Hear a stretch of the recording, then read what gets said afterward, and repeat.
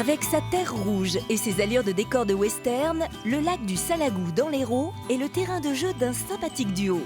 Juliette, 18 ans, une jeune étudiante en cinéma, et Charlie, 3 ans.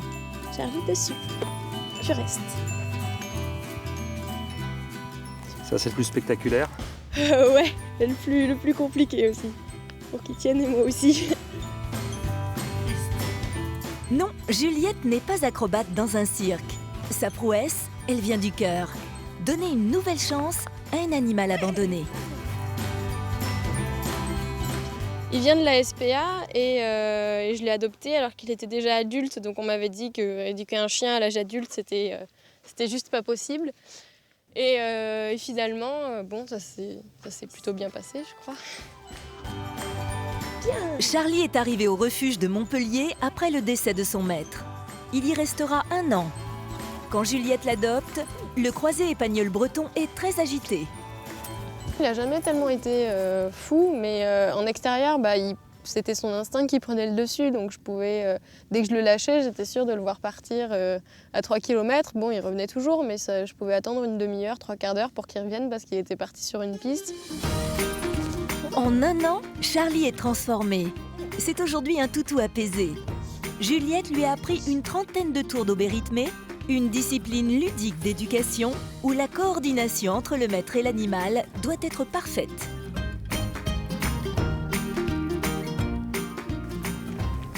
Et c'est quoi ça? Ça, je l'appelle foot, mais dans le jargon, on appelle ça la marche enfantine.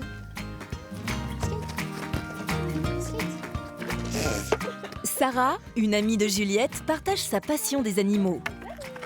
Ça va? Et toi? Oui. Aujourd'hui, les 2 jeunes filles ont décidé de lui apprendre le skate. Et là, il y a du pain sur la planche. J'ai le skate. En fait, il sait qu'il faut monter dessus, mais après, il n'a pas tellement compris le principe de comment ça se pousse. Mais voilà, tu te pousses. Attends, mais reste dessus le skate. Voilà, bien. Avec la patience et la confiance, c'est fou tout ce qu'ils ont réussi à faire. Et oui, c'est les maîtres mots, c'est ce qui les qualifie le mieux. Et je pense qu'ils sont mentors l'un de l'autre. Je pense que chacun apprend autant à l'un qu'à l'autre. Donc voilà, pour moi, c'est impressionnant. Ouais.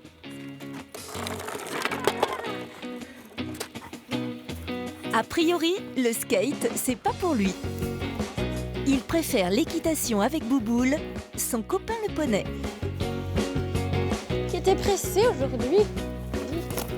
J'apprends à Charlie à monter sur le poney parce que c'était le plus petit, le plus adapté à sa taille, mais en même temps c'est le plus caractériel. Donc des fois Charlie teste le rodéo.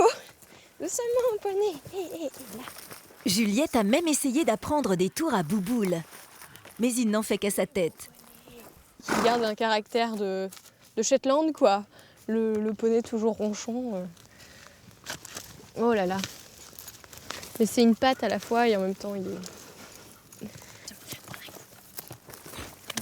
Ouais, exactement. La jeune fille a elle aussi un sacré caractère.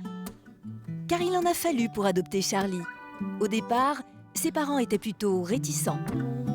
C'est un petit drapeau. C'est vraiment Juliette qui a adopté Charlie, qui a payé les frais d'adoption. C'est elle qui s'en occupe toute la journée. Moi, personnellement, je me suis juste engagée à payer les frais vétérinaires s'il y avait besoin, à le garder temporairement si elle avait besoin. Mais sinon, c'est vraiment elle qui assume Charlie.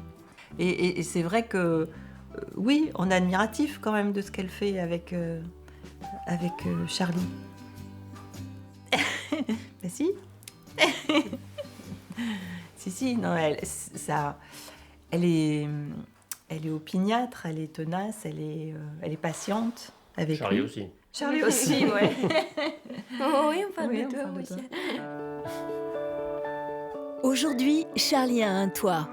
Mais tous les chiens n'ont pas cette chance. Trop sont encore derrière les barreaux. Touchés par leur détresse, Juliette a décidé de devenir bénévole. 2 fois par semaine, elle se rend au refuge de Montpellier pour nettoyer les box et promener les chiens.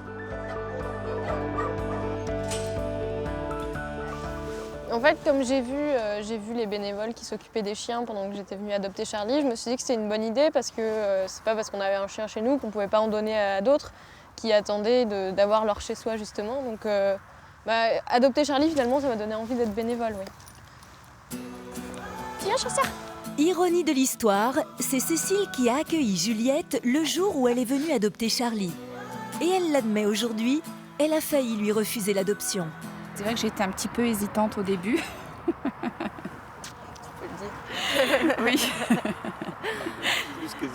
Oui, c'est vrai, voilà, j'avais un petit peu de réticence parce que tous les jours, je vois des jeunes gens qui viennent au refuge, qui veulent un chien, et 6 mois après, ils ne peuvent plus garder leur chien parce qu'ils déménagent, ou ils se séparent, ou ils n'ont plus d'argent, ils ont perdu leur emploi, leur logement, enfin, c'est très compliqué.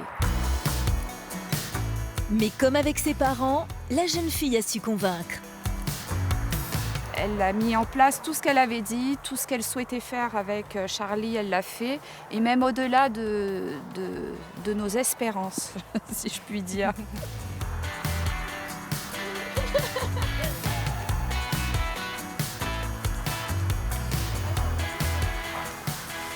C'est pas parce qu'un chien a été abandonné que son histoire est finie, elle s'arrête. Pas du tout. C'est des chiens qui sont d'une reconnaissance infinie.